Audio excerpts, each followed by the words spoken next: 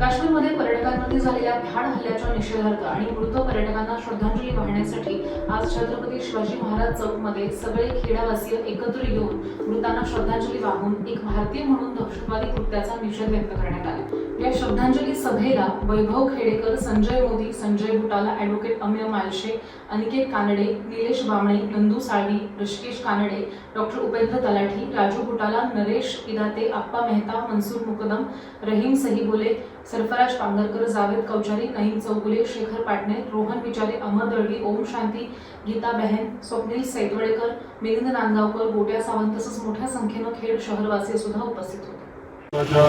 काश्मीर भागातील पहलगाम या ठिकाणी निष्पाप पर्यटकांवरती झालेल्या भ्याड हल्ल्याच्या निषेधार्थ आणि या निष्पाप पर्यटकांना श्रद्धांजली अर्पण करण्यासाठी आपण समस्त खेडवासीय सर्वजण सर्व धर्मातील व्यक्ती या ठिकाणी उपस्थित राहिला।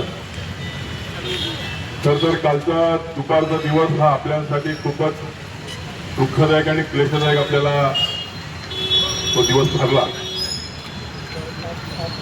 काश्मीर म्हणून आपण स्वर्ग म्हणून पाहतो आणि या काश्मीरला जाण्याची इच्छा प्रत्येक भारतीयाच्या मनामध्ये असते आणि मग या काश्मीरला मी कधीतरी आयुष्यात एकदा भेट देईन अशी इच्छा असताना मग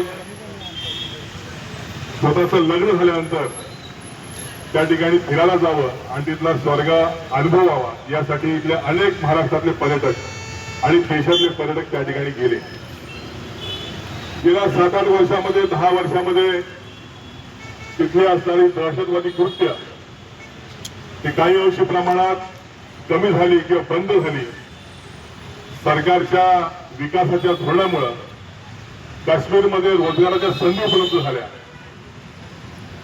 केंद्राच्या विकासाच्या दृष्टिकोनातून त्या ठिकाणी रस्ते बनवले गेले, टनेल